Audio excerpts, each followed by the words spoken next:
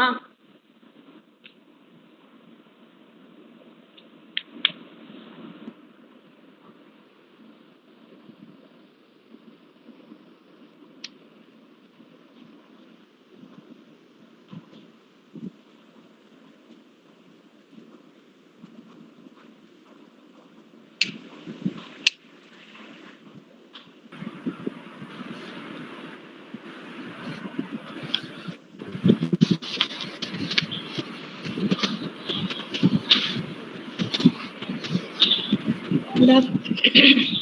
Good afternoon, everybody.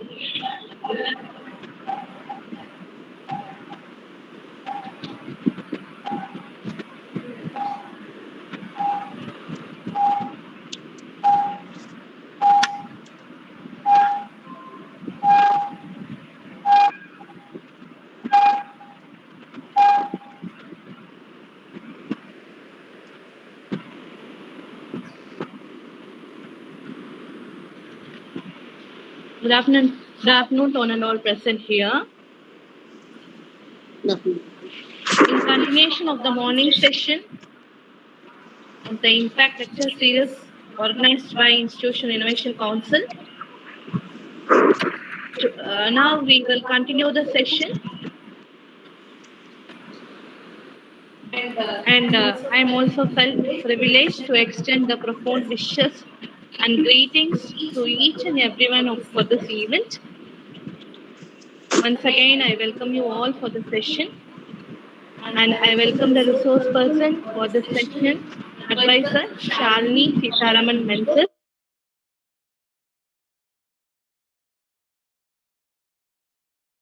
Welcome our respected Principal Ma'am to introduce the speaker of this session. Thank you, Rafi. Good afternoon, one and all. Yes, ma'am.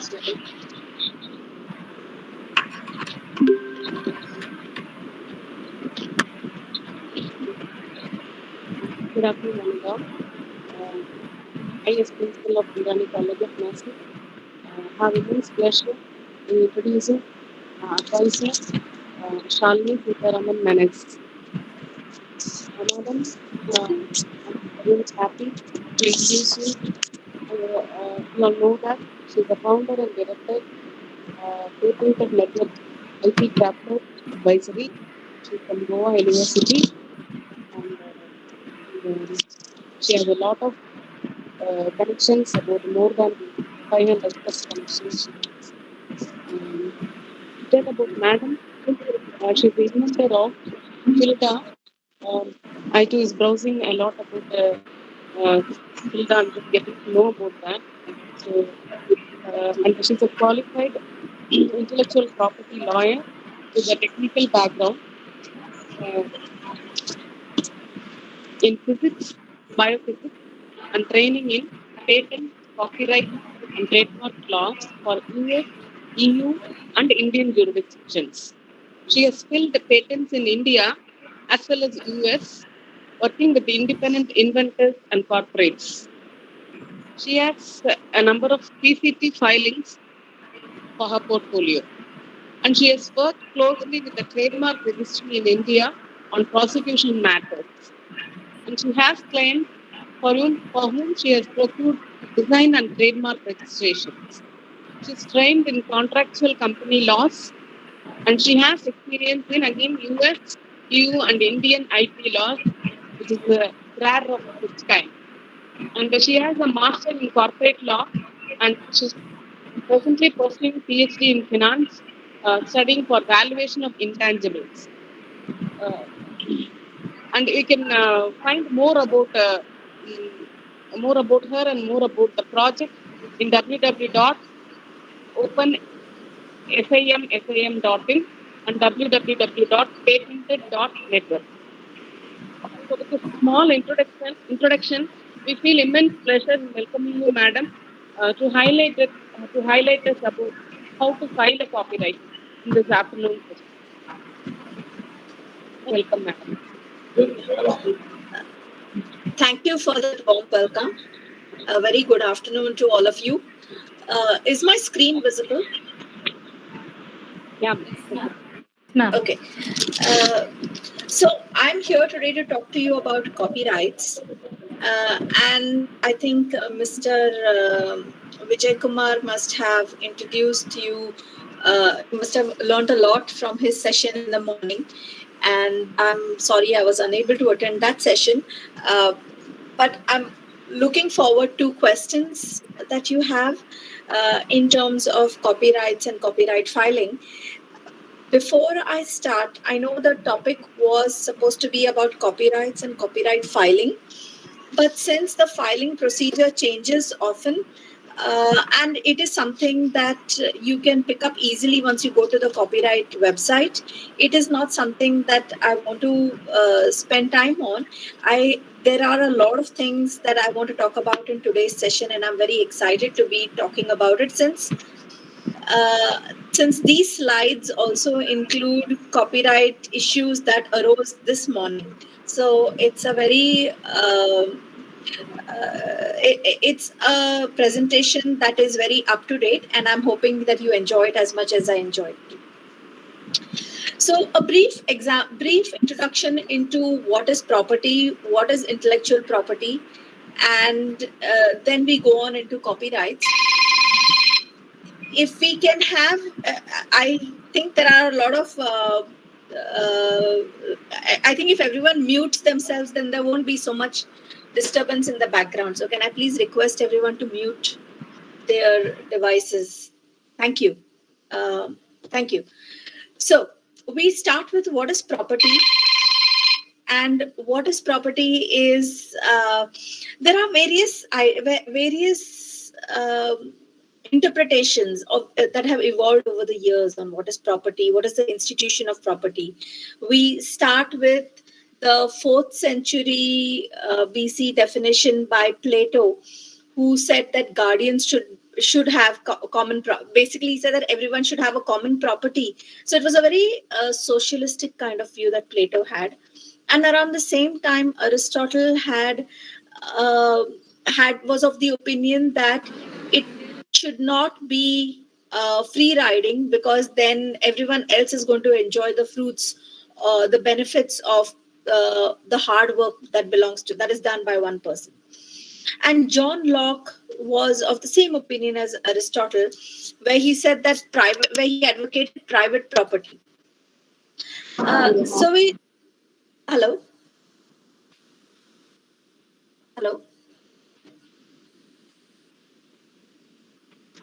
Yes, ma'am. Okay. Can you see the next slide? Can you see a no, slide? Ma'am. No, ma'am. No. First slide is fine. Okay. Can I request the organizer to play the slideshow from your end? Yes, ma'am. Yes, ma'am. I will share. Yeah. Thank you.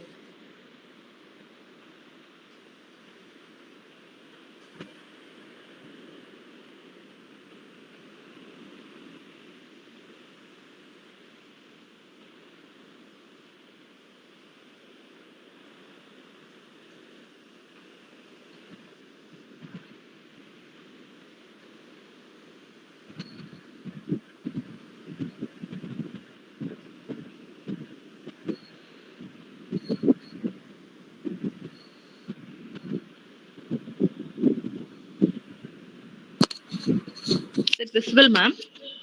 Yeah. Can you go on to the 3rd slide, please? Yes. And put it in a slideshow view, please. Yes. Thank you.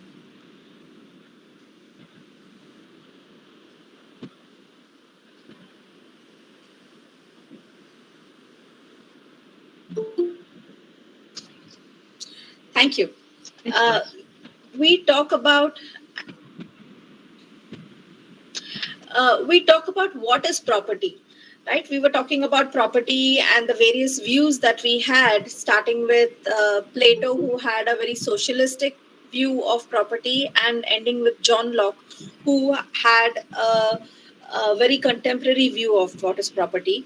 And Proudhon, who was the precursor to Karl Marx, was of the opinion that property is theft. Why? Because the people who worked towards creating the property they were the ones who handed over that property to their masters, to their employees, to their employers. I'm sorry, and therefore they Proudhon and Karl Marx, of course, viewed the employers as thieves, as people who were stealing the work that is done by someone else. Next slide, please. And therefore, today we are of the view that can I request you to mute your devices, please? There's too much of background noise that's coming in.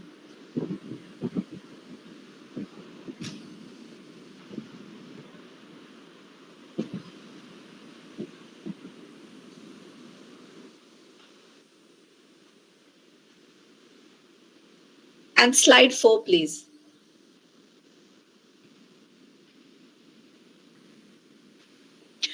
Bentham was of the opinion, and we finally arrive at this today's view, that property and law are born together and they die together.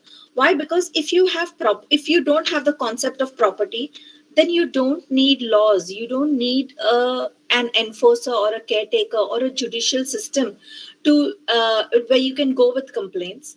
And at the same time, if you have property laws and you didn't have a police station, you didn't have a judiciary where you could go and complain that something of yours is stolen, then the concept of property makes no sense. And therefore, law and property, they go hand in hand. Right?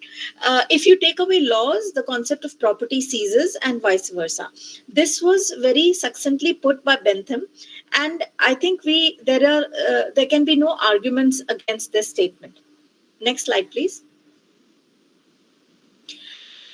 By property, we understand the relation. So when I say I have property, I have, let's say, an umbrella or a pen.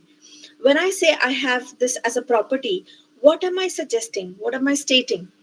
It is a relationship between me, myself, the property holder, and every single member of the society, on the other hand, in relation to that umbrella or to that pen that I say is my property. So when I say something is my property, I have paid money for it and I now own that. I have a bill that says I have paid for it. It confers upon me a number of rights, an array of rights, which I call as a bundle of rights. That allows me to ascertain my exclusivity, that allows me to state that this is my property and no one else has rights to it unless I grant them that rights. Next, please. So when you take away the first thing you have to take away from this presentation is that property is a bundle of rights. When I talk about property, you have to think of this set of sticks on the right with the rubber band around it. And if I am selling the property or I'm gifting it away or I'm willing it away, the entire property, then I have to give away that entire bundle of sticks. If I am, let's say, leasing it out, or I am renting it, or I am lending it to someone or licensing it to someone, then I'm giving them a few of the sticks, not the entire bundle. So when you think of property, you have to think of it as a bundle of rights. Next one, please.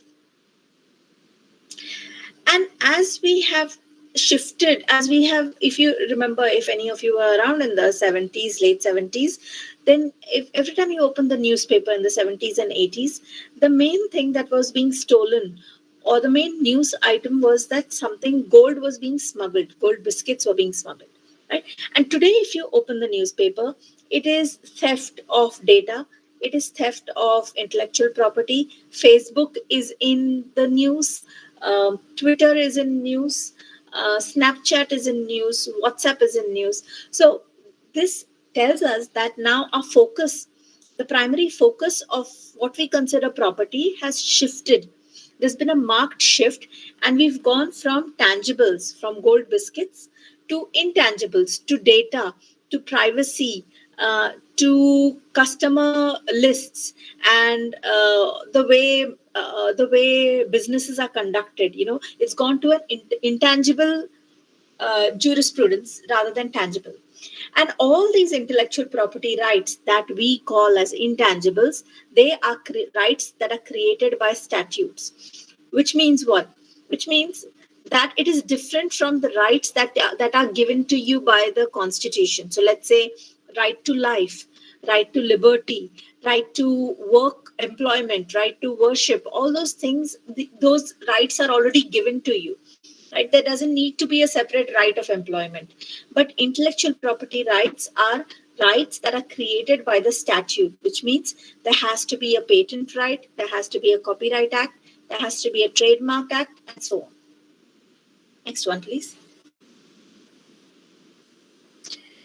And everything that you can do with a tangible property, that's your land, house, estate, car, gold, etc., can be translated to intangible property, to your intellectual property, right? You have wealth that can be easily appropriated, easily reproduced, and the beauty of intangible property is that once it is created, your main cost goes in creating it. Once it is created, the cost of reproduction, the cost of making future copies is negligible. Next. Next slide, please. And as I was saying, everything you can do with a tangible property, you can do with intangible. So you can sell, you can buy, you can lease, you can auction, you can rent, you can will it, you can gift it, you can assign it, right? Everything that you can do with regular property, you can do with intellectual property. Of course, some of the rights are not created yet. Some of the statutes, such as auctioning of intellectual property or valuation of intellectual property, these rights are not these acts are not created yet. But everything that you can do with your regular property, with your tangible property, with your car, with your estate, with your flat, with your gold, you can do with intellectual property as an asset. Next slide, please.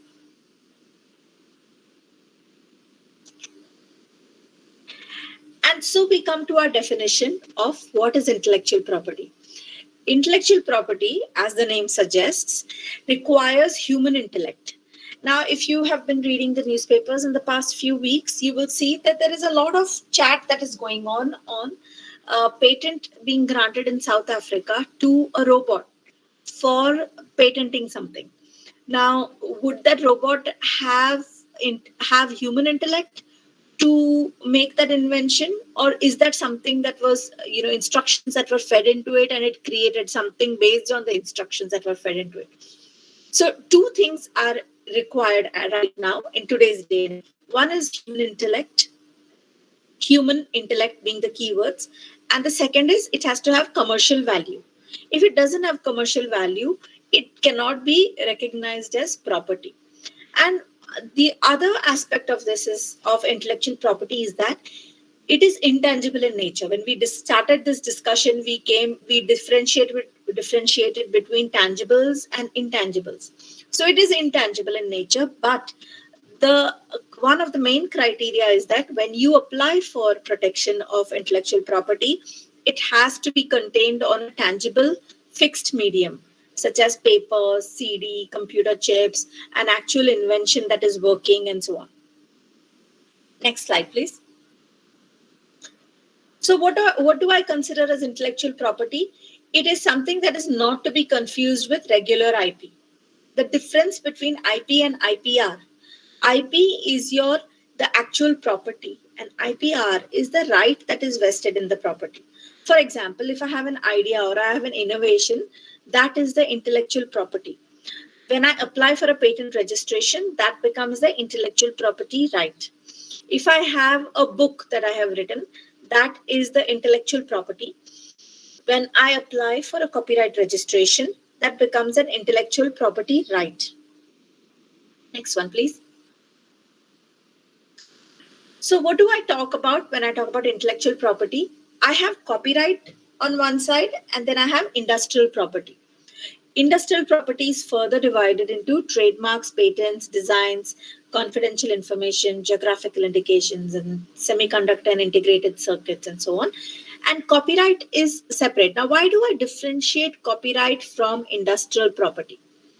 The reason is that copyright is the only one that has economic rights, like the rest of the industrial property, and also has moral rights. Which means what? which means even after the copyright has expired, I will still be known as the owner of the copyright. So, for example, if we know that Shakespeare has written Hamlet, the copyright in Shakespeare's works has long since expired, right? Because it's been almost 500 years, 450 or 60 years since Shakespeare existed, and any copyright that might have subsisted has expired. So what stops me from taking Hamlet and saying Hamlet by Shalini Menezes? What stops me? It is that even if 450 years have passed, William Shakespeare's moral rights in his work still exist. Claude Monet or Picasso or Leonardo da Vinci, their rights in their works, moral rights, will remain till the end of time. And this is a peculiar aspect of copyright. And I will tell you, once we are talking more about copyright, we will understand why copyright is considered a pure intellectual property right, whereas all the others, the remaining trademarks, patents, and so on, which you must have encountered in today's talk by Mr. Vijay Kumar, they are considered as industrial property, while copyright is the only one that is considered as pure intellectual property. Next slide, please.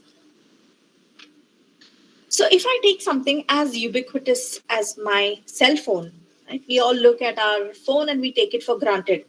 But we have a utility model, we have a patent, we have a design, we have trademark, we have copyright, which is not marked here because it is in the sound. In the jingle, when you start up your phone, you get a sound.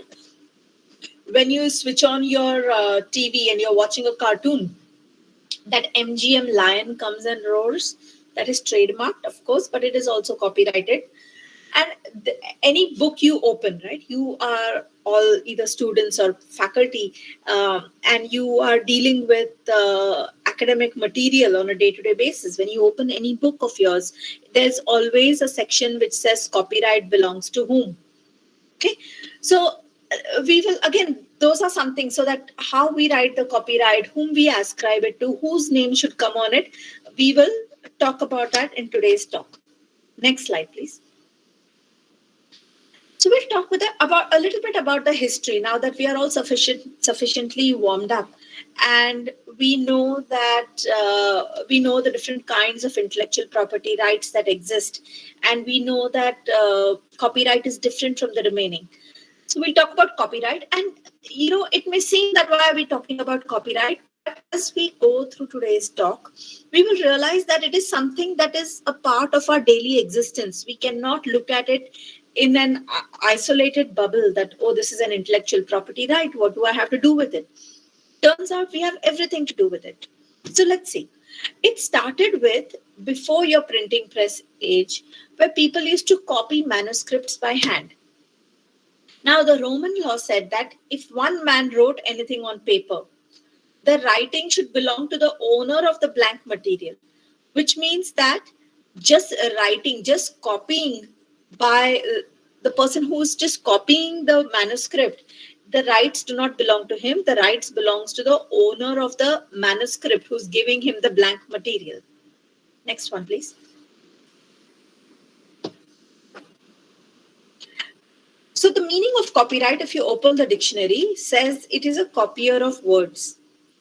And what do I mean when I say the word copy? Copy is any matter that is ready for printing. I see that someone has a question here. Can I take the questions at the end of the talk? Yes, ma'am. Yeah, thank you. You may please type your questions in the chat, and once the talk is over, I shall answer them. Okay. Thank you. Black's Law Dictionary, which is a dictionary that all lawyers refer to, defines copyrights as transcript, imitation, painting, instrument, or the like. So what it means is preparing copy ready for printing. You have a manuscript and you're getting it ready for printing. That is the basic definition of copyright. The next one, please. And the main characteristics of copyright is, first of all, it's a creation of statute. You remember when I told you about the Constitution gives us certain rights, and certain rights are created by a statute. So in this case, there has to be a Copyright Act which gives me certain rights, which gives me certain benefits, and also tells me what I can do with that copyright. It is a form of IP. It is a monopoly right. What do I mean by monopoly right? It means that when I file for a copyright registration, then I have some sort of a monopoly. I'm enjoying some sort of a privilege. And it is a negative right. By negative right, I mean that the wording of the act is negative. The act says that a person who has the copyright has the right to stop others from doing certain things. It does not say that the owner of the copyright has this rights. It says that you can stop others from doing it.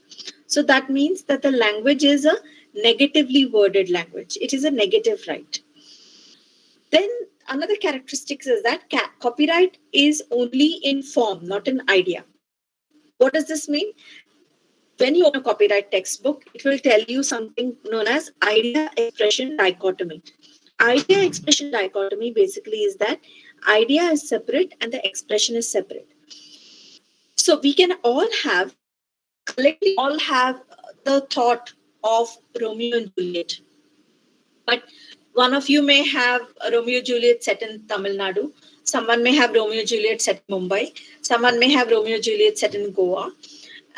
And all of these, depending on how different they are from each other, they can all enjoy their own copyright. I'll give you another example. Maybe we all get together one day and go on a picnic. When we go on a picnic to the beach side, we all look at the beautiful waves. Right? We see the waves, and someone is motivated to write a poem. Someone else writes a song. Someone else does a painting. Someone else writes a cartoon strip. Someone else paints the sunset while looking at the beach. We all have different versions of the same idea. The idea was sunset at the beach, but we all have different expressions, and all those expressions can be protected. Right? So the copyright is only in that expression, not in the idea. Otherwise, someone would have written a poem about sunset, and then that is it. You cannot have any other work, artistic work, based on the sunset ever again. Right? That would be a great loss to humanity, a great loss to mankind, because the only reason we are different from animals is that we have art and they don't. So the copyright is there only in form, not in idea. And that's a good thing. And the last characteristic of copyright is that there are neighboring rights. Neighboring rights means what? Means one, you have copyright, but you also have a right of translating something, right of creating it in a different medium, right of performing it, right of doing a stand-up show, right of transliterating it. There are a number of allied rights. And all those things together are called neighboring rights. So these are the characteristics of copyright. And as we go through today's talk, we will learn more about the characteristics of copyright. Can I have the next slide, please? So like I said, copyright is a creation of statute, and I have put in section numbers here, but I'm going to ignore it for the large part. If you are interested, you may note down the section numbers and go and look it up later. Okay? I've only put in the ones that I think are important. So copyright is a creation of statute, meaning that copyright is a form of intellectual property right. There is a monopoly right that tells me that if I am the copyright, I can stop others from using that same right that I enjoy. It is a negative right, which means that the right, the way the act is worded, is that it tells me that I can stop others. I can prohibit others from doing A, B, C, D, E. But it does not say that I have the right to do A, B, C, D, E as a copyright owner. The whole object of Copyright Act. Now, why, again, I'm going back to that idea expression dichotomy, that there's copyright in expression, not in idea. Why is that? The reason is that the object of copyright is to encourage authors, to encourage composers, to encourage anyone who is creating something artistic to create more original works. If I started awarding copyright in ideas, then almost everything, there would be only one Romeo and Juliet. There would be only one Kovalan and Kannagi. There would be only one song by A.R. A.R. Rahman. There would not be any copy. There would be one Mozart. And we would not have any other original works coming up, or derivative works or allied works that come up. Right? So the object is to encourage authors and the ones who are in the creative space. Next slide, please. So what is copyright? Copyright is, if I give you a dictionary or a textbook definition, it is a right given by law, conferred by law to creators of literary, dramatic, musical, artistic works, cinematographic films, and sound recordings. So whenever I talk about copyrights, these are the 6 areas that should come to mind: literary, dramatic, musical, artistic works, cinematographic films, and sound recordings. And now I'm going back to that bundle of rights. You remember that bundle of rights I showed you with the number of sticks that had a rubber band around them? So when I talk about copyright and the rights that are granted to me under the Copyright Act, I am talking about the entire bundle. Now, what are the sticks? What is the name of each stick in that bundle? One stick is for right of reproduction, right of translation, right of adaptation, right of communication. So these are some of the rights that are there in that bundle of sticks. And there could be slight variations in what the rights are depending on the work. For example, a play would have a right of adaptation, or a song would have a right of translation. But a song would not have a right of, let's say, if you translate it, then it becomes a different work of art. Right. So some things that you can adapt a book, you can adapt a song, but you cannot adapt a painting. Right. So there are, depending on whether I'm talking of a literary, dramatic, musical, artistic work, or cinematographic film, or sound recording, the composition of the rights or the composition of the sticks in that bundle of sticks will change slightly. Next slide, please. Copyright, ultimately what it does is it makes sure that the person who's creating that artwork, whether it is an artist or whether it is an author, whether it is a painter or photographer, it is to ensure that they have the rights over their creation. And by giving them the rights over their creation, by giving them certain minimum threshold of rights, we are protecting and we are rewarding their creativity. And this creativity is what is the keystone of progress. We as a civilized society, right? We nowadays, there was in the news a few months back that there were some cave paintings found in France that dated back to the early human. Right? And we are so excited to find these drawings on the caves, on the walls of caves, or we are so excited to find an archaeological site where we can find artwork, because that is the sign of one of the signs of a civilized society. And that is what this creativity, this artistic nature, and this rewarding artistic nature is what sets us apart from the rest of animal kind. Next slide, please. Now, why does this creativity and artistic and rewarding artistic nature set us apart from rest of animal kind? Because we have also attached a value to it. We have decided that economic and social development of society depends on creativity. And therefore, we must reward these people whom we view as artists. These writers, artists, designers, whether they are into product design or fashion designing or interior designs, dramatists, musicians, songwriters, architects, photographers, computer software, all of these services, all of these arts, if I may call it so, they are created in an atmosphere which must be conducive to creativity, because we have to motivate all these artists. And just a quick side note here, I have included computer software.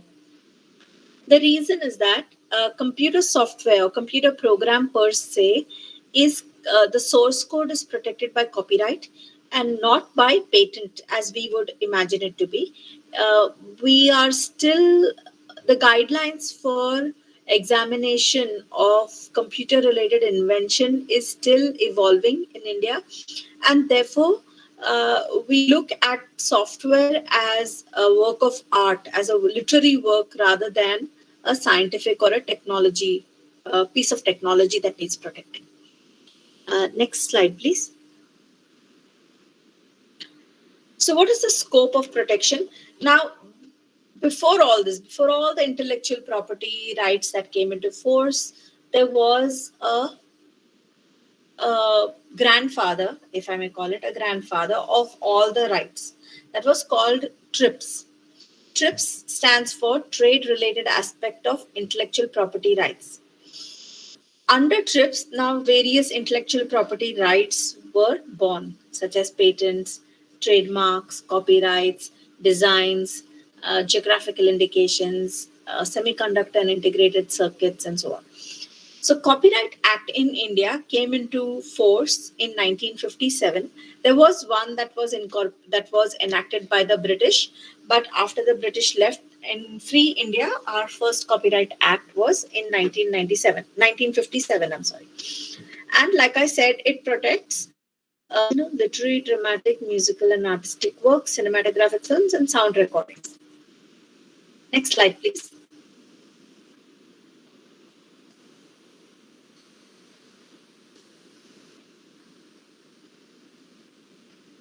We have, again, this is something that we have already covered.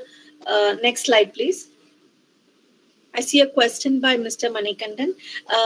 Sir, the number of years of protection is something that I will come to in a little bit in the next few slides. So, copyright, if I have to break down that section of what is a copyright, it is an intangible, incorporeal. Incorporeal means it doesn't have a body. Obviously, if I'm singing a song, the only way you can feel the song is to hear it, right? So it is an intangible. You cannot touch, see, or smell or feel it. But if I record it, then you can hold the CD. So that CD is the medium, but the song is an intangible. And that protection in that song or in that poem that I'm reciting to you is the right that is granted to me, who is the author or the originator or the poet of that particular piece, of certain literary or artistic production, whereby he's invested for a specified period, where he meaning I have copyright in my poem. So for a specified period, I have the sole and exclusive privilege of making numerous copies of the same and publishing them and selling them.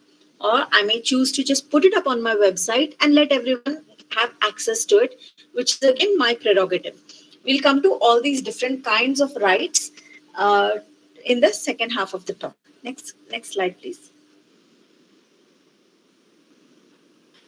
So, statutory definition, again, this is something that we have covered. It is an exclusive right to do or authorize others to do. If you notice the negative language of this section 14, is that it is exclusive right to do or authorize others to do. It is actually exclusive right to stop others from doing certain acts. Okay, and these are the various acts that are covered under Copyright Act. Next one, please.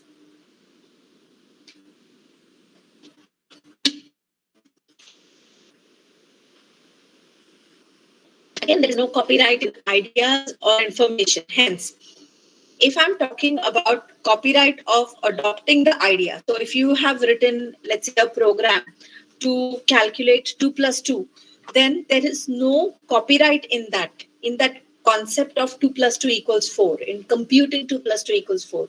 Therefore, I can write another program to do the same thing, to do 2 plus 2 equals 4, right? There is no infringement in that case. But if you have written 2 plus 2 equals 4 in a particular font on a blue background with white script, and I have copied that exact same 2 plus 2 equals 4 in that same font in a blue background with a white script, then there is copyright infringement, because I have copied the way your expression is. If we have all gone to a garden and we see a bee and a butterfly flying here and there, and we come home and you design a jewelry with an insect, and I design also earrings with the same insect, then there cannot be a copyright infringement. However, if I take the same shape and the same object, same, let's say you have a pendant and I also make a pendant with the same creature, and I have the same setting of jewels, then there is infringement because that particular expression, but that concept of a bee or a butterfly being used as a motif for a design, there is no copyright in that idea because that is the idea. Next slide, please. So let's talk about the works in which copyright subsists. Next slide, please. We have talked about copyright subsisting in literary, dramatic, musical, artistic work, and cinematographic films and sound recordings. So let's take a look at what comes under each of these broad headings. So we start with literary works.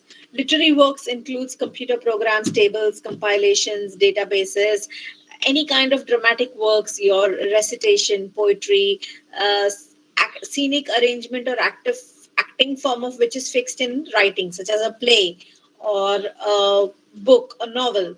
But it does not include a cinematographic film because that we have a separate class for that. Next slide, please. Musical work. Musical, again, anything that contains graphical notation, but it does not include any works or actions intended to be sung, spoken, or performed with the music. So music is exactly that, just the music in the background, right? When I sing to it, and then it becomes a sound recording, which is a separate work. But the song itself, the lyrics will be a part of literary work. Music notations in the back will be a part of the musical work. And together they will form the sound recording. Next one, please. Artistic work. So anything that is not covered by literary, dramatic, and musical work will fall into artistic work, such as paintings, sculptures, drawings. Drawings will include your maps, charts, plans, architectural plans, survey plans, and so on. Engravings or photographs. Artistic quality is not required. Right? It doesn't have to be a good painting or a bad painting, or a good sculpture or a bad sculpture.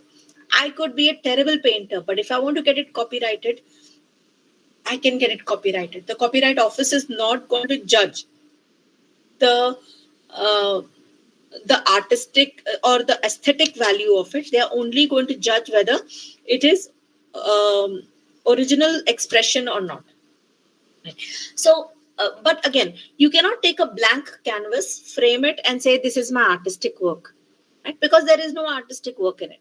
You cannot take a blank paper and draw one red circle on it or one blue line on it and say this is my artistic work, because again it is not an artistic work. It is just a geometrical figure that is placed on it.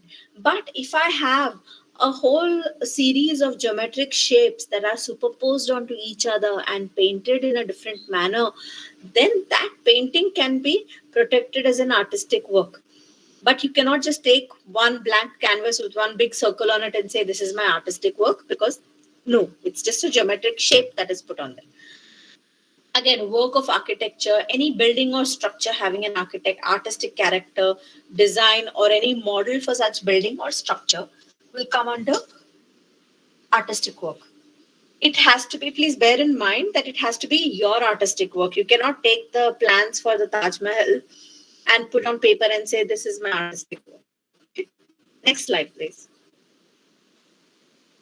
Cinematographic film. Again, this is one of the easiest ones to identify with, that any work of, that it should not be usual, it should be visual recording on any medium. Right? So it has to have a video and an audio. Then it comprises a cinematographic film. And sound recording is, like I told you, a recording of sounds. Musical work is only musical notations, and sound recording is someone singing along with the musical notations. Next slide, please.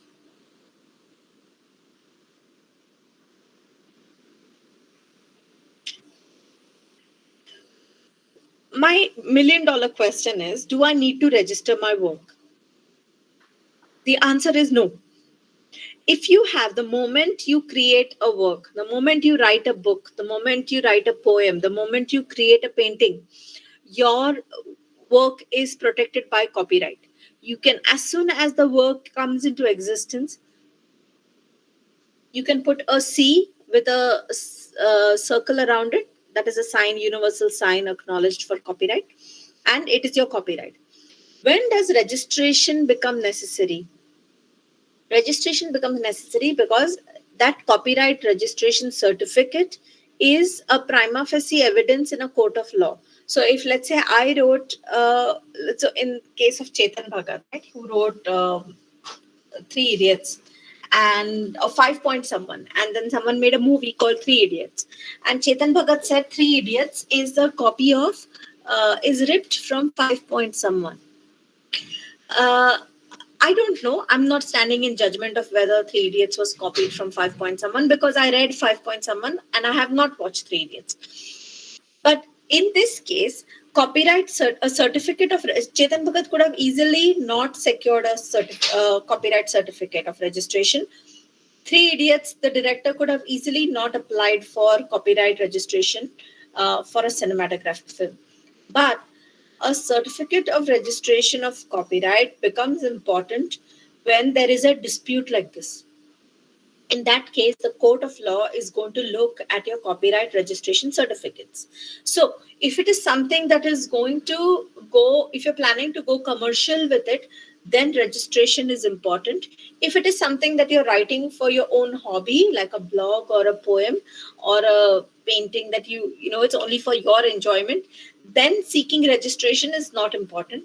But if you're going, again, like I said, if you're going commercial, then registration is, because how else is the court going to have court going to decide whom does the copyright belong to, right? You cannot tell the court that I came here first. That does not help. You cannot tell the court, I'm your friend, I'm your best friend, therefore you have to listen to me first. It doesn't work that way. The only way the court has of determining who was the first creator of that work in whichever form, whether it was Chetan Bhagat or the person who wrote the screenplay for Three Idiots, is looking at the registration certificate, is looking at the copyright application and what was the work for which it was filed. Next slide, please. Which brings me to who is an author and who is an owner. Next slide, please. In the case, the creator of a work is always the author or the originator.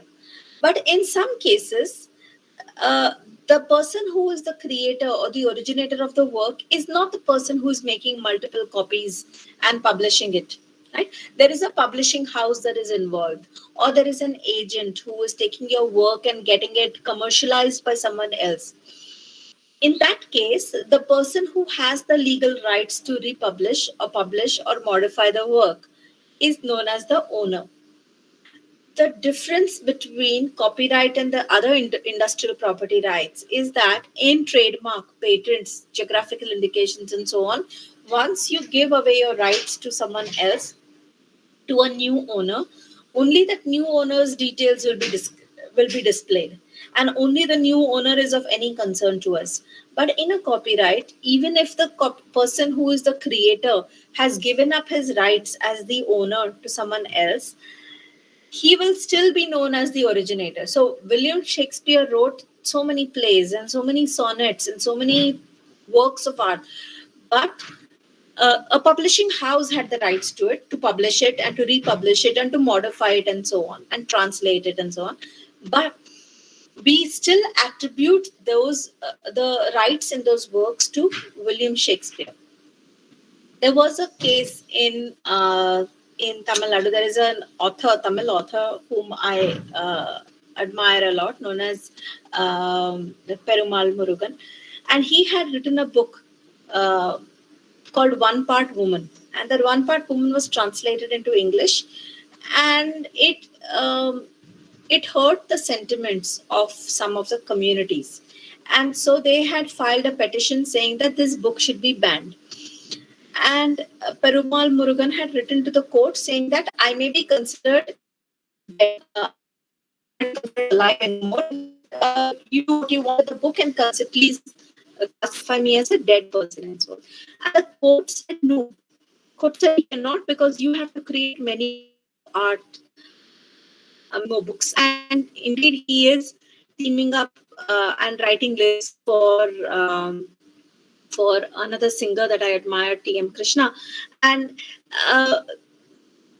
where I'm going with this is that the author of that book, whether it is banned or it's not banned or it's translated, we are always going to recognize Perumal Murugan as the author of that work, right?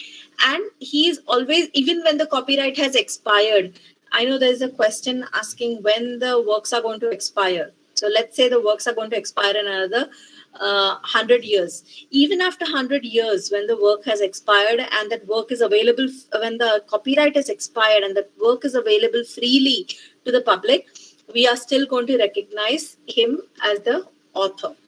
Next slide, please.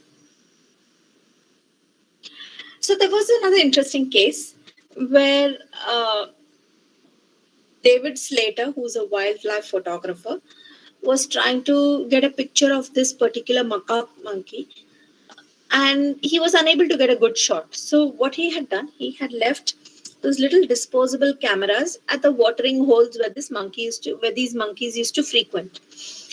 And then he was traveling at that time. He was I think in the US or something. And this particular monkey, whom we are going to call Naruto, happened to go to that watering hole, was playing with that camera and took a selfie. Slater, when he discovered that camera and he discovered this brilliant picture taken by the monkey, was very happy, and he started posting it everywhere as an advertisement of his work. Wikipedia page has that little picture on the top left corner where it says who, when it's talking about a celebrity, it has a picture of the celebrity. So on the Wikipedia page about this particular monkey, Wikipedia had put this picture which is a selfie taken by that monkey. Slater sued Wikipedia, saying that this is a picture that is taken by me. Wikipedia said, no, you yourself have admitted that it's a picture taken by the monkey, it's a selfie. PETA, which is a society that ensures ethical treatment of animals, it's a US-based organization, now walks in and says, no, we are the actual owners because we take care of rights of animals. We ensure that animals everywhere are treated ethically, and therefore any royalties or any money that is arising from use of this particular picture belongs to the monkey and therefore belongs to us. Okay. So in this case, how are we going to talk about author versus owner? Is the monkey the owner? Is Slater the owner? Is there any intellectual work put in by the monkey in taking that shot? What would a monkey do with the proceeds that come from commercializing that picture, from selling that selfie? Is the monkey going to be able to do anything with that money? So all these are interesting questions, and unfortunately, they are not something I have an answer for you at this moment, but they are all definitely points to ponder over. Next question. Next slide, please. Again, who is the author and who is the owner in terms of literary, dramatic, musical, artistic work, cinematographic film, and sound recording? So when I'm talking of a literary or dramatic work, it is obviously the author who is he's the author, the originator of the work. He may choose to give it to a publisher who will become the owner, or he may choose to be the publisher himself, in which case he is the author and the owner. In terms of a musical work, it is the composer is the author. And if he gives the right away to someone else, to a recording house, to a recording label, the recording label becomes the owner. Same thing for artistic work, for a photographer, cinematographic film, the producer is the author and the producer is also the owner. He may give it to a production house, which becomes the owner, and so on. Whoever is the person who brings everything together is the author. sound recording, cinematographic film it's the producer. In case of a computer generated work, the person who caused the work to be created. So if I draw the flow chart, if I write the algorithm, then I'm the person who's causing the work to be created, not my web developer who's writing the program for me. Okay, next slide, please.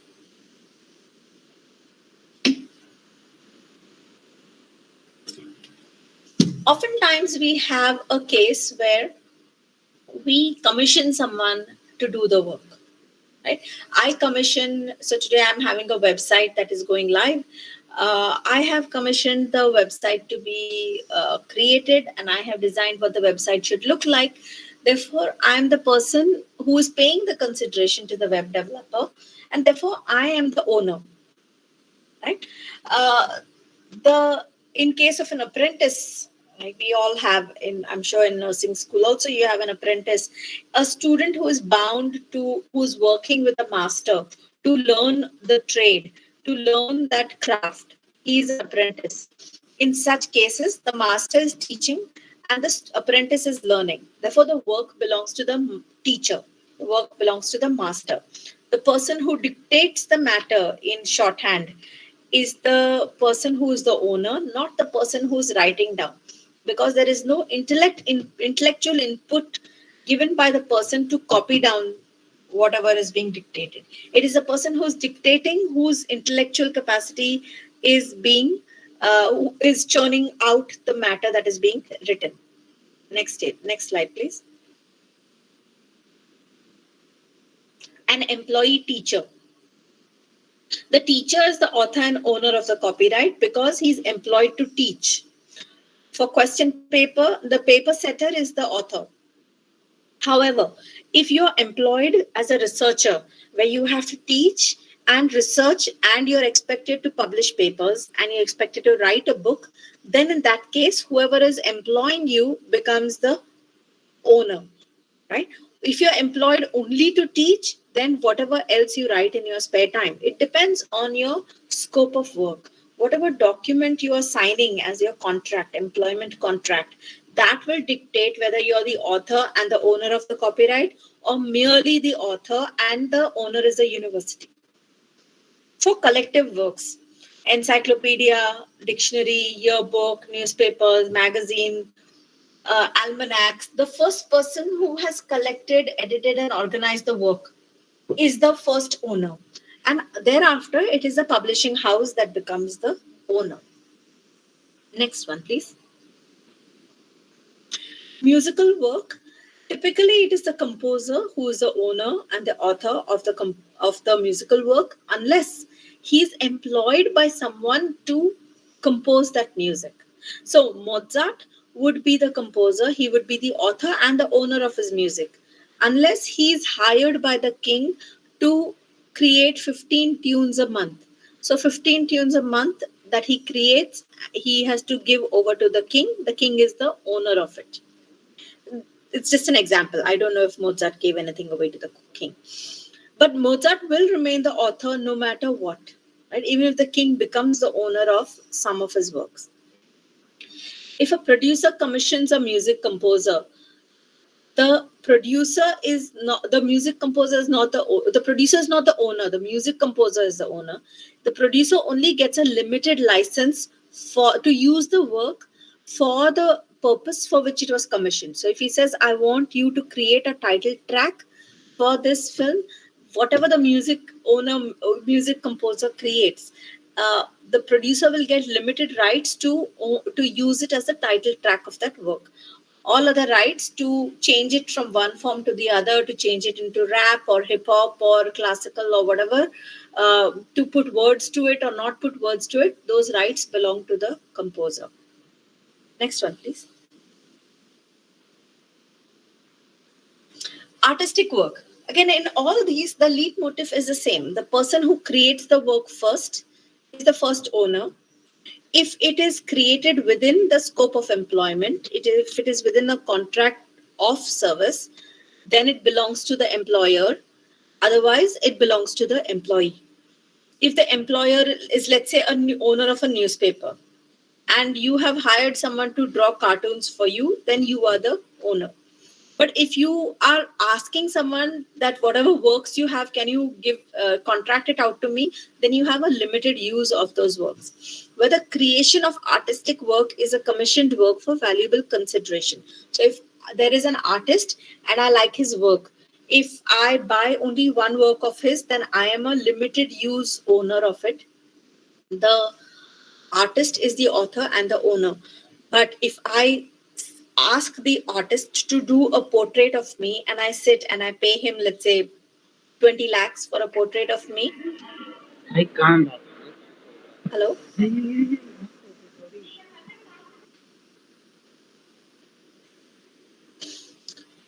Then if I have commissioned an artist to do that work, to do that painting of me for 20 lakhs or 20 crores or whatever, then I am the person who has commissioned the work and I become the owner. The author is still the artist. Next one, please. Photograph. And photograph includes photolithograph or any work similar to photography, but it does not include cinematographic film. The person taking the photograph is the owner.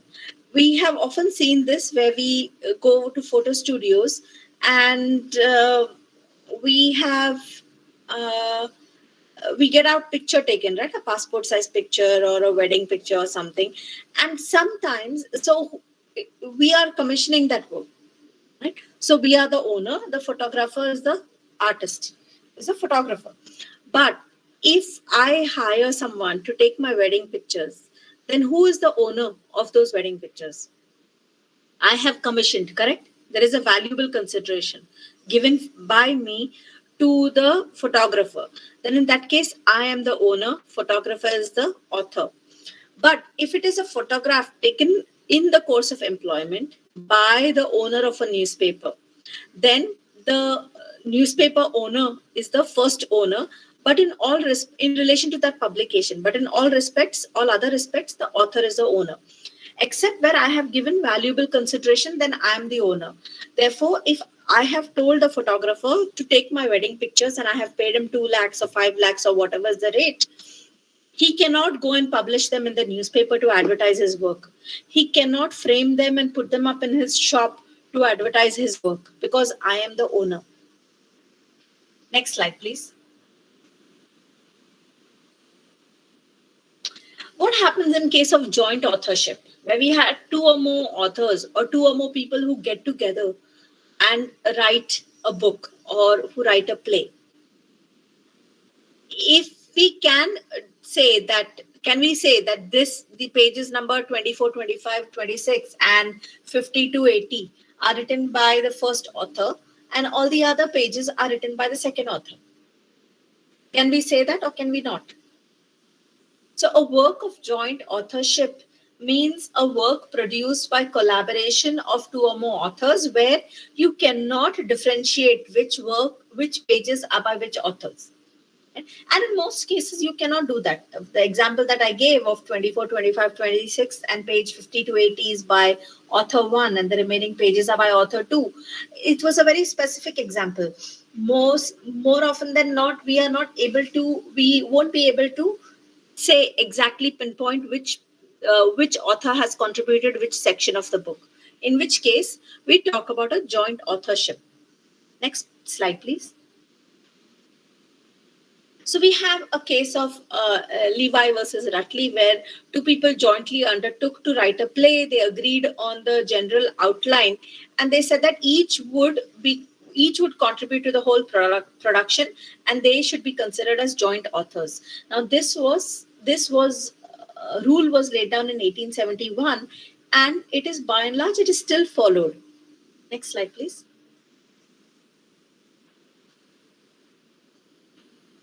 If you only suggest the idea or the title, or let's say I just tell you, yeah, it should be a love story, but then you write the whole book, then it is not a joint ownership, right? Because then you are the author and you're the owner. Just because I suggested that it should be a love story, or it should be a love story where the heroine dies, or that it should be a political drama, merely because I suggested that idea or the subject matter, we cannot be joint authors. Next one, please. We'll skip this slide also. Please go to the next one. I won't have time to finish it. So what is the status of joint owners? In the absence of an agreement, let's say they haven't signed an agreement to share the copyright, then each one gets an equal undivided share in the copyright. One joint author cannot reproduce the work himself. He cannot give it to a publishing house. He cannot grant licenses. He cannot make money on it without the consent of the other author or authors. So everyone has to be on board. Everyone has to give their full permission. Next one, please. Next slide. The rights conferred by copyright. So we've talked about author versus owner. We've talked about what happens in joint authorship. Now we talk about what does copyright actually mean? Right? What are the rights that I have, and for how long are these rights valid? So LDM stands for literary, dramatic, musical work, which we'll consider as one single work because they have the same properties. Literary, dramatic, musical work, if I have copyright protection, then I have the right to make multiple copies, to reproduce the work, storing it in any medium that I like, to make copies and give it to the public, to perform the work in public or to communicate it to the public, to make any cinematographic film or sound recording, to make translations of the work, to adapt it. So if it's a song, to convert it into a play, or if it is a play, to convert it into a novel, to translate it from any language, one language to the other, and to do in relation to the translation or adaptation any of the above. Any of the above meaning I should be able to reproduce the translations or the adaptation. I should be able to issue copies of the translation or adaptation. I should be able to perform the work in public or communicate it to the public of the translation or adaptation. So all these rights are embedded in a copyright certificate for a literary, dramatic, or musical work. Next slide, please. Artistic work. Artistic work, when I have a registration for artistic work, then I have the depiction in 2 dimensions of a 3-dimensional work. I should be able to do that. I will be able to communicate the work to the public. I can issue copies of the work to the public. I can include the work in any cinematographic film. I will be allowed to make adaptations of the work. In relation to that adaptation, I can do any of the above. Next one. Cinematographic film. So when I have a copyright in a cinematographic film, I have the right to make a copy of any image. I can sell, I can give on hire, I can offer for sale or hire, or any copy of the film. And I can share the film with the public. I can communicate that film to the public. And the last one is, the next slide, please, sound recording. Sound recording means I can make any other sound record embodying it. So I can convert it from LP to a CD, to a cassette, to an MP3. I can communicate the sound recording to the public. I can sell or give on hire or offer for sale or hire any copy of the sound recording. Next slide, please. Now, if you remember at the beginning of the talk, I had talked about copyrights separately and industrial property separately. And I had said that industrial property and copyrights both have economic rights because they are some sort of a property, and therefore, when we think of property, it is something that gives us security. Right? Why do we buy land? Why do we buy a house? Why do we buy gold? Because we keep it thinking that one day when we need money on a rainy day, we will use this to monetize it and we will save ourselves, we will protect ourselves. So there are economic rights that are associated with property. And the same with copyright and the same with industrial property. There are economic rights. And these economic rights that are conferred on a copyright owner, it's because he is allowed to exploit the work by the author And in exploiting the work, he can raise money, he can monetize it, bringing economic benefit to himself for sure, and to the author if that is what their relationship is.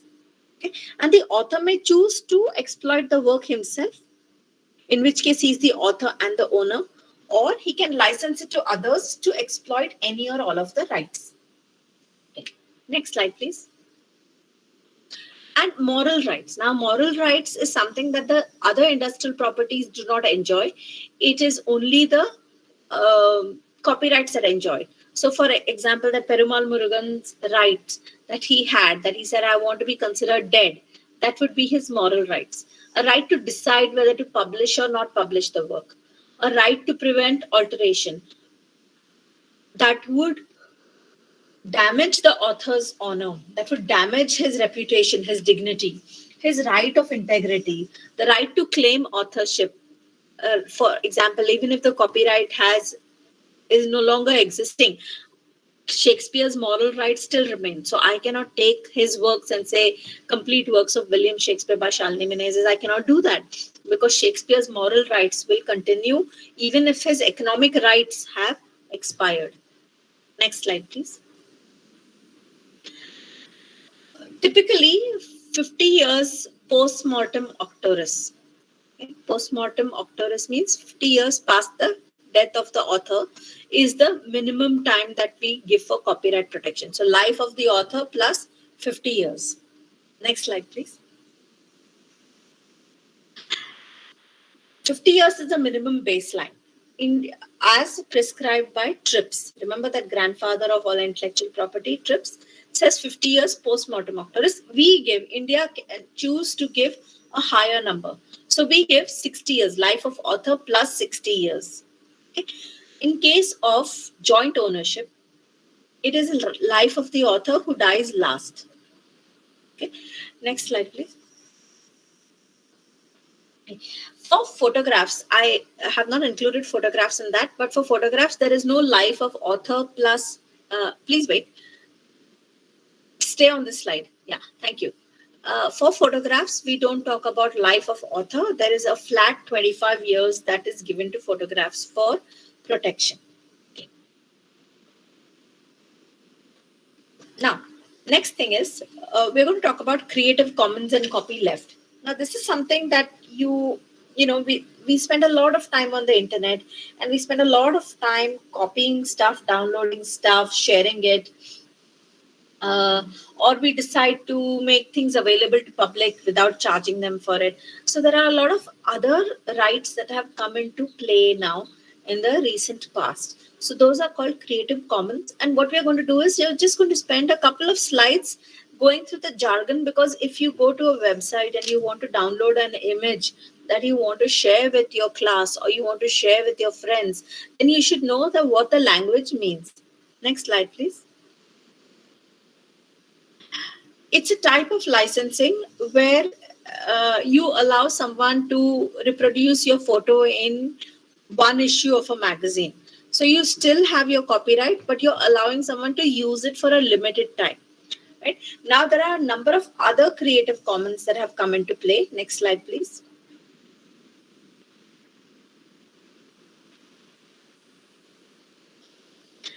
Where it allows you to be flexible with what kind of licensing or what kind of rights, how you want to share them, right? Whether you want to retain attribution, whether you want to be recognized, you don't want to be recognized, you want money for it, you don't want money for it. So there are a number of packages that come, that are available to you. But you cannot choose that. The website that you're dealing with will choose that for you. Next slide, please.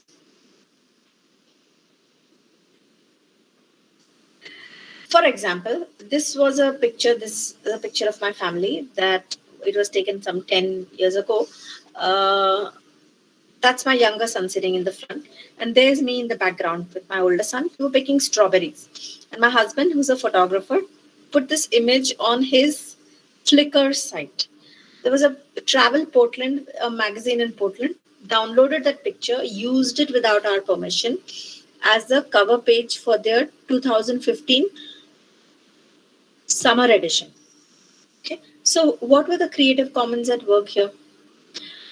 My husband had put it up on Flickr and had given the rights saying that whoever wants can download it and can use it without giving him credit and without giving him any money. Okay, next slide, please. Next. So the Creative Commons jargon, typically if you go to any website and you want to download something, these are the terms you will encounter.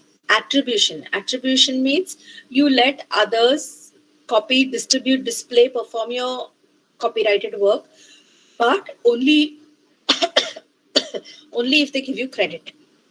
Non-commercial means others can copy, distribute, display your work, but they cannot use it to make money.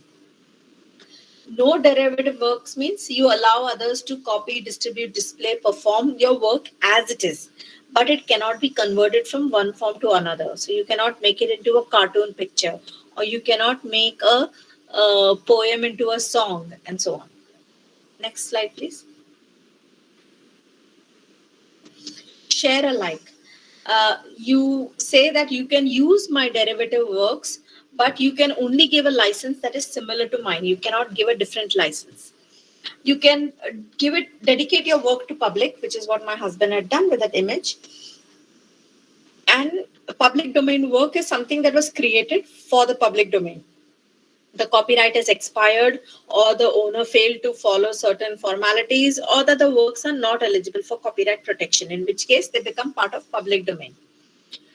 In all of these, whatever you do, you have to still acknowledge who the author was in all of this, no matter which of this jargon that you choose.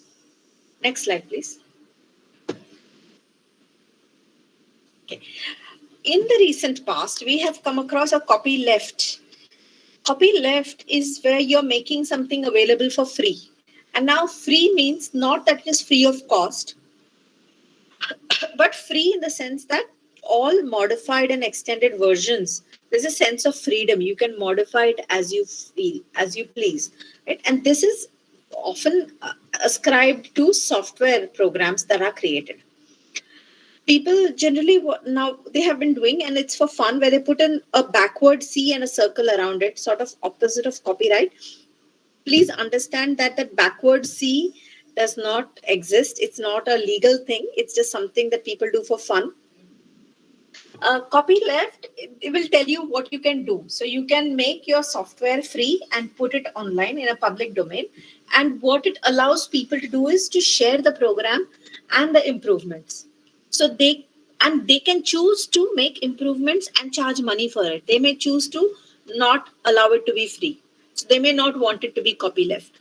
Okay, but the people who receive the program in the modified form, right, that he has changed and now is charging money for it, they don't have the same freedom that others have. Okay, so you can do a number of things with copyleft. Next slide, please.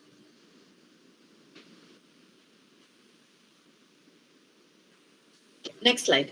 I think we don't want to spend too much time on software. So, like I said, it's a legal mistake to use the backward C with a circle. Instead, just say that it is copyleft, or that there is no copyright existing on that subject matter. Okay. The backward C it looks funny, but it is not really relevant to does not have any legal implications. Next slide, please. Now, when can we use something without worrying about plagiarism, without worrying about copyright infringement, without worrying about whether we are stealing someone's work or not? Section 51 and Section 52 of the Indian Copyright Act tells us that when is it fair dealing? All copyright acts throughout the world have a clause for fair use or fair dealing, where they tell you what is okay and what is not okay. So this slide, in a nutshell, this image tells you everything. But let's go on to the next slide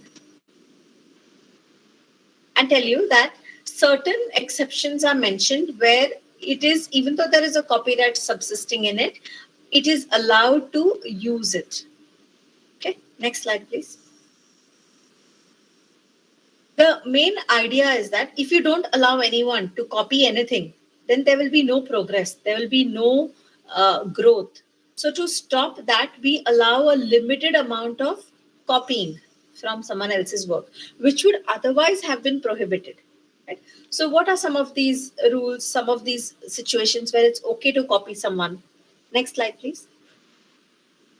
If it's a research paper, so what does a court do? The court will see what you have used. If, let's say, you and I have both have similar works, and I say that you have copied my work, and we both go to court, the court is going to see what is the purpose and character of your secondary use. What is the nature of the copyrighted work? That is my work. What is the amount you have copied? Is it a substantial portion of my book? And what is the effect on the market? Is the effect on the market that my sales have dropped? Then in that case, you are infringing. But if the effect is that my sales haven't dropped, then it is not infringing. If you have, let's say, taken only one paragraph from my book, but that paragraph is the mystery, that paragraph is at the core of, it's a mystery book and that tells you who has murdered whom in that story, then that is a substantial portion, even though it is only one paragraph. So the basics of fair dealing is how you go about it, what is the portion, and what is the effect it has on my sales. So if I have a textbook and you create a guidebook written based on my textbooks, then if you have taken word for word everything and just left out, some ornamental statements here and there, and you're affecting the sales of my book, then in that case it is a substantial infringement of my work. Please. Since we started late, can I take 5 more minutes?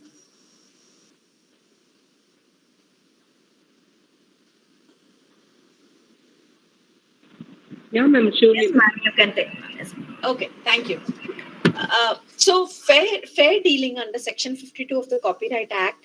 I'm just posting it here. You can take a look at it. But basically, for research, for judicial proceeding, if I want to perform somewhere without charging money for it, if it is an amateur club or society, reading in public, legislature work, for education course, for all, use in library, official gazette, adaptation, etc. For all of these, copyright under Section 52 of fair dealing is a standard defense.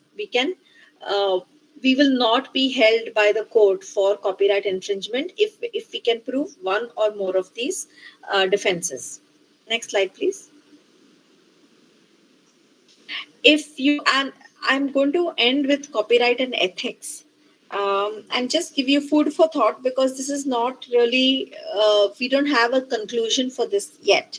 If you're familiar with Sci-Hub, it is a site where research papers are uploaded on a daily basis, I would say.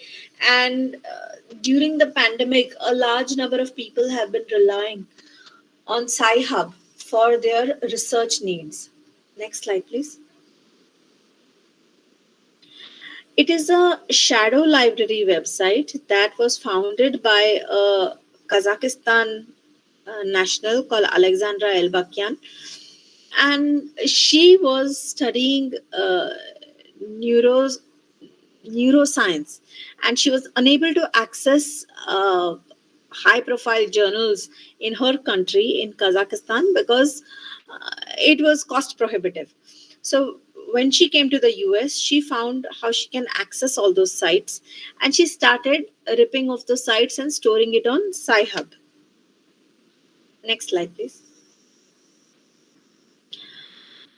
Publication houses. Now, Kazakhstan has probably an economy somewhat like India's, where publication houses, they charge as much as $30 to $50 per article. And for 2019, there are these academic publishers are making the profits, right? But the researchers, the authors, they don't see any part of the profit. They are doing the research and they're submitting it. Elsevier and the publishing houses are making all the profits. And look at the profit margins, right? Next slide, please. In India, during the pandemic, 77% of the people relied on Sci-Hub and they downloaded 3.4 million papers over a 6-month period on Sci-Hub. If we had to download these legally, it would have cost us $100 to $125 million, which is not something we could have afforded, universities and the country alike, during the pandemic. This is more than half of what all research institutes in India pay cumulatively for the subscriptions. Okay. Now, if you're talking about a lot of people, a lot of researchers had to head home, had to head to their native villages during the pandemic because they could not continue staying on campus. Going to the villages, going back to their hometown was for their safety, but they could not access the library. They could not access the research papers for which you had to be on campus. And therefore, research would have come to a complete standstill. Next slide, please. So this case is still going on in the courts, and in India. In the US, Alexandra Albakian has been banned. The moment she sets foot in the US, she has to pay fines in millions of dollars, and therefore she is not going to be going to the US. In India, the case is still on, and the scientific community has been writing to the courts and urging them to drop the matter or rule in favor of Alexandra Elbakian. So we will see what happens. Now that you're aware of the matter, hopefully you will keep track of it and see what's happening. If I continue now, I will need another 30 minutes. So I'm going to stop now. If you can take me to the last slide, please. Last 2 slides.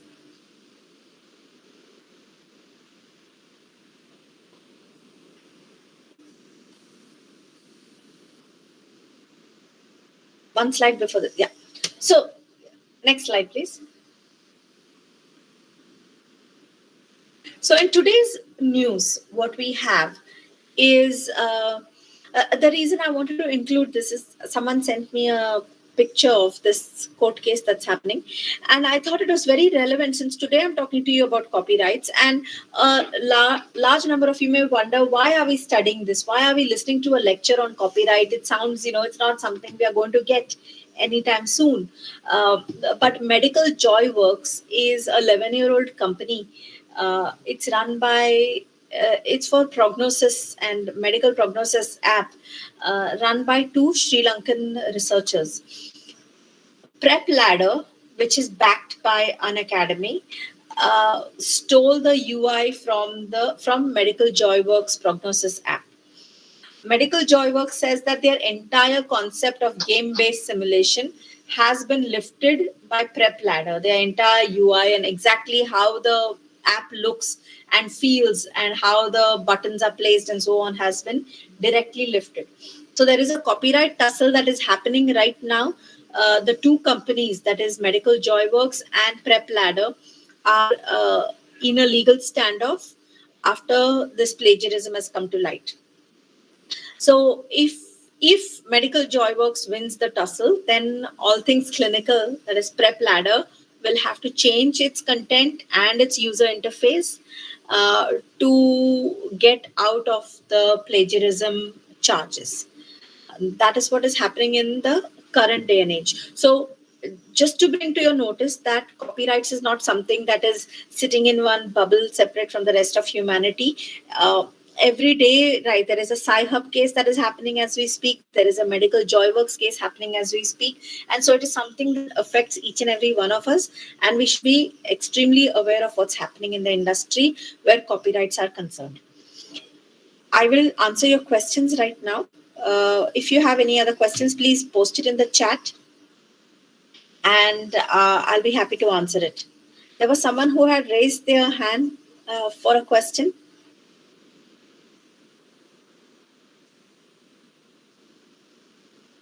Mr. Manikandan, I hope I answered your question about how long Copyright Act lasts.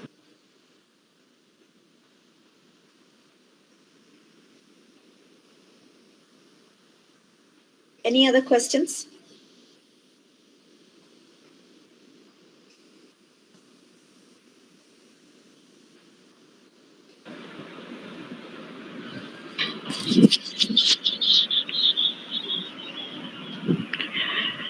Thank you, ma'am.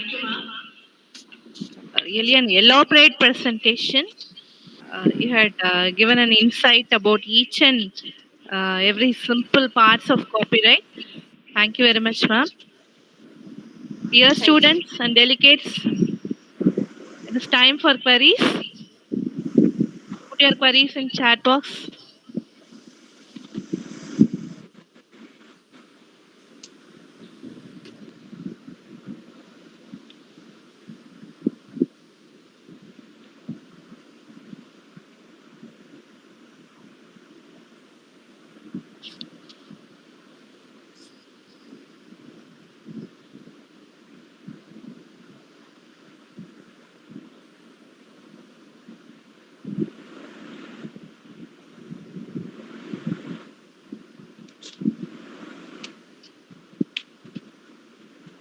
This area is quite new for nursing field, ma'am. So, Yeah, I understand. yeah, in fact, we are astonished because this copyright itself, almost now for the past 5 years, we are hearing. That's all. Okay. And not many have filed many copyrights. Slowly, we have just started with it. Okay. And I think we'll be needing a lot of guidance with regard to copyright patent and Absolutely. what all possible we can venture into. But I really felt that this 1.5 hour, each minute you gave some information, so it was really very nice. Thank And you. especially many terminologies, copyleft, like that many copyright itself is a growing topic for us, and many terminologies you introduced today. So very nice session, ma'am. It's just great. I think master students, if they have to ask something pertaining to copyright filing, we can utilize this chance. Many of our research tools you wanted to go for copyright. So, Okay. you can ask your questions. I'll post my address here, email address. So even if later on you have questions, your students can always get in touch. Yes, For thank you very much, ma'am. copyrights, patents, whatever it is. Yes. For patents, Mr. Shivpujay, Mr. Vijay Kumar is also there for medical, pharmaceutical related patents. But if you have any other domain patents, then please do get in touch. Let me know. Sure, ma'am. Sure. Sorry, it's Gmail. Ma'am, I have one doubt. Yes, ma'am. What is the major difference, ma'am, between when you file a copyright in India and you have said EU and US? So, what are the major maybe lacunate in Indian system, or in any way it is better than the foreign system, or is both the same? No, every country, see, copyright, patents, trademarks, these are all territorial rights. So when you apply in a country, then it is only valid in that country. If you are choosing to monetize it in the other countries, then you have to apply for the protection separately in those countries again. There are conventions and agreements that we have with other countries, such as PCT or Paris Convention for patents. We have Madrid Protocol for trademark. We have Berne Convention for copyrights, where if you have protection in your home country, it's little easier for you. But there is no world copyright or global copyright per se.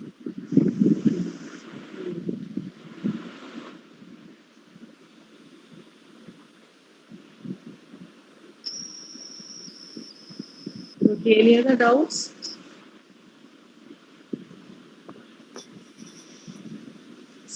No, ma'am. Ma'am already has posted the mail ID.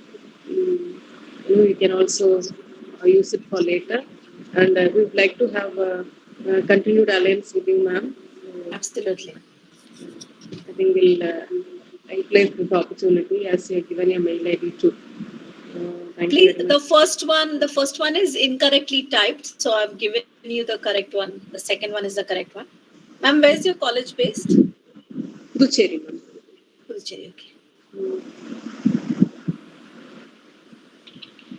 So we'd like to have a continued association with you, ma'am, with regard to all these. Absolutely. I would very much like to visit Puducherry one of these days. It's been one of my beautiful place I have heard. Yeah, ma'am. Please do visit us, ma'am. Thank you very much, ma'am. Over to you, Rati.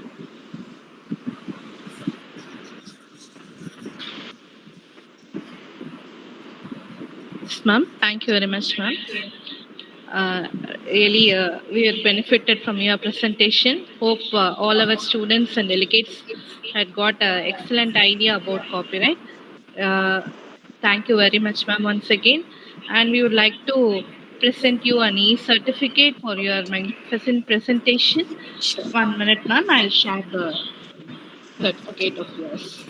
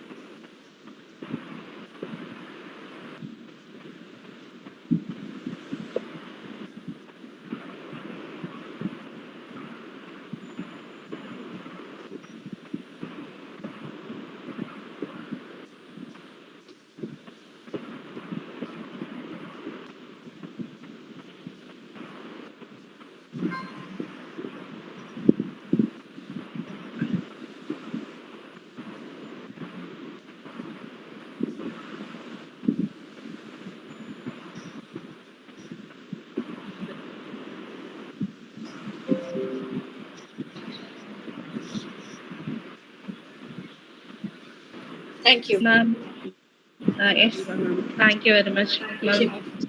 Thank you very much. And dear delegates and students, the posters link has been posted in our chat box. All of you, please fill the post test. And after the vote of thanks, the feedback link will be shared. Fill the feedback link and get your e-certificates done. Once again, we wish to extend our thanks to our respected speaker of the session. And herewith, I welcome our respected Vice Principal Ma'am, Dr. Rajeshwari, to deliver vote of thanks. Yes, ma'am. Thank you. Good evening, one and all. I take this opportunity to propose my vote of thanks as part of IQAC and IIC of Indrani College of Nursing. I thank our management for great support in host this webinar in our institute. I take this opportunity to thank our enthusiastic principal ma'am for great interaction in this webinar and all the support rendered towards us for organizing this event. And my warm gratitude to the speaker of this present session, Shalini ma'am. It's a very mind-blowing session. You just narrated very clearly about the copyright prosecution and filing process. So we are enlightened with great detail about all this new concept. So thank you very much, ma'am, for your effort and great deliberation. Thank you once again. I place my thank to morning session presenter, Vijay Kumar Shivabuji sir. He also oriented us about the topic very nicely. Thank you in his absence. I thank the coordinators of IIC webinar, Professor Dr. Adi Devi ma'am, for IIC convener, for organizing nicely and successful completion of this webinar. Thank you very much for your team too. I thank the HODs, faculties, and our students, and all the delegates who attended patiently and gained the knowledge successfully. Thank you, one and all. Thank you.